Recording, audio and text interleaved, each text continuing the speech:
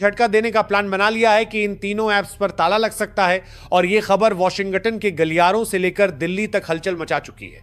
सवाल यह है कि यह फैसला आखिर क्यों लिया जा रहा है, किसने इसके पीछे मास्टर प्लान बनाया है, और सबसे बड़ी बात, अगर यह हो गया तो आपके फोन में क्या बचेगा। दोस्तों, आज की यह कहानी आपको शुरुआत से अंत तक हिलाकर रख देगी, तो बैठ जाइए, क्योंकि जो मैं अब आपको बताने वाला हूं वो सिर्फ एक खबर नहीं बल्कि एक डिजिटल युद्ध का ऐलान है। और इस युद्ध में अगली चाल ऐसी होगी कि अमेरिका भी दांतों तले उंगली दबा लेगा। साथियों, पूरी खबर क्या है आपको विस्तार से बताते हैं। साथियों, मैंने आपसे कभी नहीं कहा कि मेरे चैनल को सब्सक्राइब करें, क्योंकि मुझे लगता है कि यदि बात में दम हो तो लोग खुद ही लाइक सब्सक्राइब करते हैं। लेकिन अब भारत के युवा शायद थोड़ा बहन चुके हैं। बिना कपड़ों के नाचती हुई लड़कियों को तो बहुत लाइक सब्सक्राइब करते हैं, लेकिन देशभक्ति की वीडियो को नहीं। मैं सिर्फ इतना कहना चाहूंगा कि हो सके तो इस वीडियो को लाइक करके चैनल को सब्सक्राइब जरूर कर लीजिए। आगे आपकी मर्जी। चलिए खबर पर लौटते हैं। तो दोस्तों, कहते हैं ना कि अगर पलटवार करना हो या फिर किसी चतुराई से यू टर्न लेना हो तो पहले दुनिया अमेरिका को देखती थी, उसके तरीके को अपनाती थी, उसकी रणनीतियों को बाइबल मानती थी। लेकिन अब जमाना बदल गया है, अब तस्वीर बदल चुकी है, और अब जो उदाहरण बाकी देशों के सामने है वो है भारत। क्योंकि इस बार अमेरिका नहीं बल्कि भारत ने चाल चली है, और ऐसी चाल चली है कि अमेरिका की सबसे बड़ी टेक कंपनियों की नींव हिल गई है। गूगल, एप्पल, माइक्रोसॉफ्ट जैसी दिग्गज कंपनियों की बुनियाद तक काम गई है, और अमेरिकी राजनीतिक गलियारों में सन्नाटा छा गया है। क्योंकि भारत ने जो डिजिटल पलटवार किया है वो न सिर्फ आर्थिक था बल्कि रणनीतिक भी था। ऐसा कदम जिसने पूरी दुनिया को यह सोचने पर मजबूर कर दिया कि अब अमेरिका नहीं, भारत है वो देश जो नियम बना भी सकता है, लागू भी करवा सकता है, और उनका पालन न करने वालों को घाटा भी दिखा सकता है। दरअसल पूरा मामला शुरू होता है अमेरिका के पूर्व राष्ट्रपति डोनाल्ड ट्रंप की उस कड़वी और अपमानजनक टिप्पणी से, जिसमें उन्होंने गुस्से में आकर यह तक कह दिया कि अब भारतीय लोगों को उनकी टेक कंपनियों में नौकरी नहीं दी जानी चाहिए। इसके बाद 22 प्रदेश के ट्रंप का साफ संकेत था कि गूगल, माइक्रोसॉफ्ट, एप्पल जैसी हाईटेक कंपनियों से भारतीय इंजीनियरों और प्रोफेशनलों को बाहर निकाल दिया जाए। कारण उनका कहना था कि भारत हमारे देश से पैसा भी कमाता है और हमारी नौकरियां भी छीनता है और हमारी कंपनियों पर कब्जा कर रहा है। यानी ट्रंप सीधे तौर पर भारत को दोष दे रहे थे अपनी अंदरूनी बेरोजगारी की समस्या का, और भारतीयों को बाहर का रास्ता दिखाने की धमकी दे रहे थे। लेकिन दोस्तों, भारत ने इस बार जवाब बहुत ही अलग और ठोस अंदाज में दिया। अब देखिए, पहले अगर इस तरह की धमकी आती थी तो भारत केवल कूटनीतिक बयान जारी करता, संयम बरतता और किसी आर्थिक प्रतिक्रिया से बचता। लेकिन इस बार भारत ने बातों से नहीं बल्कि आंकड़ों से, कानून से और पॉलिसी से जवाब दिया, और ऐसा जवाब दिया कि अमेरिका तक की सांसें अटक गई। भारत ने तुरंत डिजिटल टैक्स की समीक्षा दोबारा शुरू कर दी और अमेरिका के साथ चल रही टैक्स एग्रीमेंट्स की बातचीत को ठंडे बस्ते में डाल दिया। यानी अब भारत ने यह स्पष्ट कर दिया है कि अगर अमेरिका भारत के इंजीनियरों और टैलेंट को नौकरी से बाहर करेगा तो भारत भी अब उसकी अरबों डॉलर की कमाई पर टैक्स का शिकंजा कसेगा। और यह कोई धमकी नहीं थी, यह एक लागू की गई नीति थी जो पहले भी भारत लागू कर चुका था, लेकिन अब उसे और सख्ती से आगे बढ़ाया जा रहा है। असल में भारत ने 2020 में ही एक क्रांतिकारी कदम उठाया था।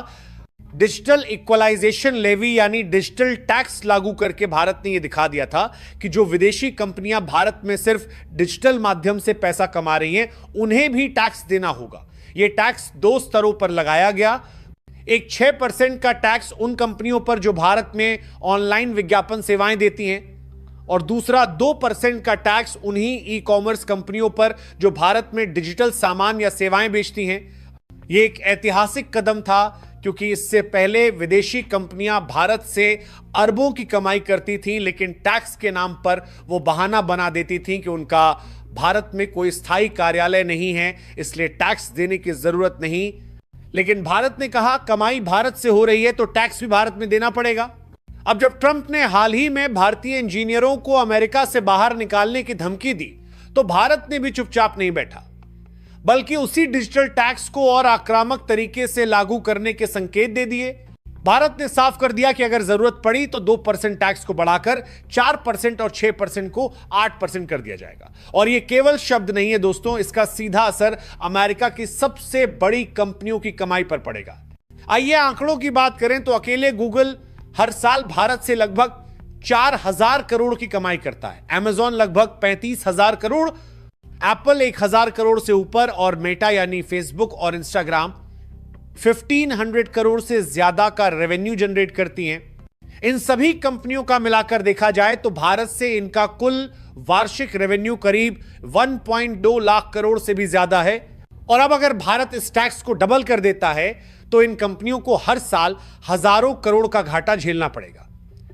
अब आप सोचिए कि भारत स्थिति को सिर्फ भावनात्मक स्तर पर नहीं बल्कि आर्थिक और रणनीतिक स्तर पर कैसे हैंडल कर रहा है। पहले अमेरिका यह मानकर चलता था कि भारत जैसे देश सिर्फ टेक्नोलॉजी खरीदने वाले होते हैं, नियम मानने वाले होते हैं, लेकिन अब भारत खुद नियम बना रहा है और अमेरिका जैसी ताकतों को मजबूर कर रहा है कि वो उन नियमों को माने। और यही बात अब अमेरिकी संसद में चर्चा का विषय बन चुकी है। अमेरिकी प्रतिनिधिमंडल भी सोचने पर मजबूर हो गया है कि भारत आखिर कब इतना चतुर रणनीतिक बन गया और कैसे वो उसी खेल को खेलने लगा जो अब तक अमेरिका खेलता आया है। आपको जानकर यह भी हैरानी होगी कि जब भारत ने यह टैक्स लागू किया तो अमेरिका ने तुरंत WTO यानी वर्ल्ड ट्रेड ऑर्गेनाइजेशन में शिकायत कर दी। अमेरिका का कहना था कि भारत का डिजिटल टैक्स भेदभावपूर्ण है और उनकी कंपनियों को टारगेट करता है, लेकिन भारत ने वहां भी दमदार जवाब दिया। भारत ने कहा कि यह टैक्स किसी एक देश की कंपनियों पर नहीं बल्कि उन सभी विदेशी कंपनियों पर लगाया गया है जो भारत में डिजिटल तरीके से कमाई करती हैं, चाहे वो अमेरिका की हो या किसी और देश की। और यही वजह रही कि WTO में भी भारत की नीति को अंतर्राष्ट्रीय स्तर पर वैध ठहराया गया और अमेरिका वहां भी हार गया।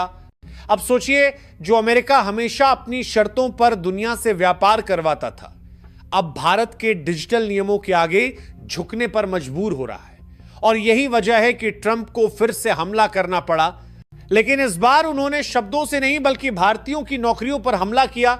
लेकिन इस बार भारत ने सिर्फ एक सरकारी बयान नहीं दिया बल्कि एक ठोस पॉलिसी से जवाब दिया, जिससे अमेरिकी कंपनियों को यह एहसास हो गया कि भारत अब केवल एक बाजार नहीं बल्कि एक ताकतवर नीतिकार देश बन चुका है। और इस पूरी कहानी में एक बात बिल्कुल साफ है कि भारत अब सिर्फ रिएक्शन नहीं देता बल्कि प्रोएक्टिव होकर कदम उठाता है। और दोस्तों, इस पूरी लड़ाई के बीच एक और बड़ा ड्रामा तब सामने आया जब भारत के रणनीतिकारों ने अमेरिका के डिजिटल प्लेटफॉर्म्स को लेकर एक खतरनाक प्लान पर चर्चा शुरू कर दी।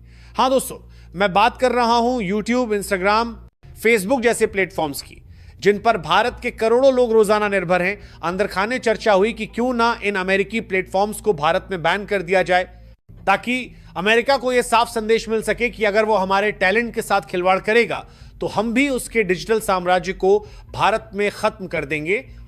लेकिन फिर जब इस आइडिया को गंभीरता से परखा गया तो यह सामने आया कि भारत की जनता का एक बड़ा हिस्सा अपनी रोजी रोटी, शिक्षा, मनोरंजन और जानकारी के लिए पूरी तरह इन प्लेटफॉर्म्स पर निर्भर है। अचानक इन्हें बंद करने का मतलब होता करोड़ों भारतीयों के जीवन और रोजगार पर चोट करना, और भारत अपने ही लोगों को नुकसान पहुंचाने वाला कदम नहीं उठा सकता था। इसलिए इस प्लान को यहीं रोक दिया गया। लेकिन दोस्तों, यहीं पर मोदी सरकार ने एक और चाल चली, एक ऐसी चाल जो अमेरिका को सोचने पर मजबूर कर दे। भारत ने सोचा कि हम इन प्लेटफॉर्म्स पर हमेशा निर्भर क्यों रहें, क्यों ना हम अपना खुद का राष्ट्रीय डिजिटल इकोसिस्टम बनाएं। एक ऐसा सोशल मीडिया और वीडियो प्लेटफॉर्म जो भारतीय हो, भारतीय कानूनों के तहत चले और जिसे कोई बाहरी ताकत बंद ना कर सके। अंदर ही अंदर इस दिशा में काम शुरू हुआ। प्लान यह है कि भारत धीरे धीरे अपना खुद का ऐप लॉन्च करेगा जो YouTube, Instagram, Facebook का विकल्प होगा, ताकि देश अमेरिकी प्लेटफॉर्म्स पर निर्भर न रहे और अमेरिका को यह संदेश भी जाए कि भारत अब डिजिटल गुलामी खत्म करने के रास्ते पर है। और दोस्तों, असली मास्टर स्ट्रोक तो यह है कि मोदी जी ने इस पूरे डिजिटल आत्मनिर्भरता मिशन को एक लंबी रणनीति के तहत रखा है, ताकि अमेरिका को अंदाजा भी ना हो कि भारत कब और कैसे उसकी डिजिटल पकड़ को तोड़ देगा। यह चाल इतनी गहरी है कि सही समय आने पर इसका असर अमेरिकी डिजिटल साम्राज्य को हिलाकर रख देगा। और शायद यही वजह है कि अब वॉशिंगटन में भी चर्चा होने लगी है कि भारत सिर्फ व्यापारिक लड़ाई नहीं लड़ रहा बल्कि वो डिजिटल दुनिया में भी अपनी संप्रभुता स्थापित करने की जंग लड़ रहा है। और दोस्तों, ये कोई छोटी बात नहीं है, क्योंकि डिजिटल युग में डेटा ही नई दौलत है और जो डेटा पर कंट्रोल करेगा वही असली ताकतवर होगा। और भारत यह समझ चुका है कि अगर डेटा भारत का है तो उस पर कंट्रोल भी भारत का होना चाहिए। और इसीलिए अब मोदी सरकार की अगली चाल सबको हिला देगी, क्योंकि जब भारत अपना खुद का डिजिटल प्लेटफॉर्म लॉन्च करेगा तो न सिर्फ अमेरिका की अरबों डॉलर की कमाई खत्म होगी, बल्कि दुनिया के बाकी देश भी भारत के मॉडल को अपनाना शुरू कर देंगे। और यही वह पल होगा जब भारत न सिर्फ आर्थिक मोर्चे पर बल्कि डिजिटल दुनिया में भी सुपर पावर की कुर्सी पर बैठ जाएगा। तो दोस्तों सोचिए, क्या यह सही समय नहीं है कि भारत अमेरिकी टेक कंपनियों को साफ संदेश दे कि अब हम उनके भरोसे नहीं हैं? क्या आपको नहीं लगता कि भारत को अपना डिजिटल इकोसिस्टम जल्द से जल्द लाना चाहिए, ताकि हमें किसी बाहरी ताकत के आगे झुकना ना पड़े? अपनी राय कमेंट में जरूर लिखें। और अगर आप भी मानते हैं कि भारत को इस डिजिटल जंग में जीतना ही होगा, कमेंट में गर्व से लिखें जय हिंद जय भारत। क्योंकि दोस्तों, अब वक्त आ गया है कि दुनिया को दिखा दिया जाए कि भारत अब किसी का मोहरा नहीं बल्कि खुद खेल का मास्टर है। तो इस वीडियो को शेयर करें ताकि सच्चाई हर भारतीय तक पहुंचे। और हां, अगर आप चाहते हैं कि हम ऐसे ही रिसर्च बेस्ड और हकीकत उजागर करने वाले वीडियो आपके लिए लाते रहें तो चैनल को सब्सक्राइब करें, बेल आइकन दबाएं